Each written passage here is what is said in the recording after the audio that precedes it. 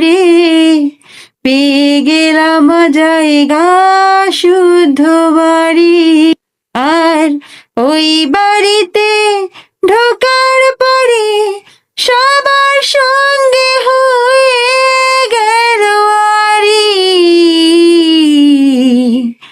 আমি জায়গা কিনবো করে পেয়ে গেলাম জায়গা শুদ্ধ বাড়ি।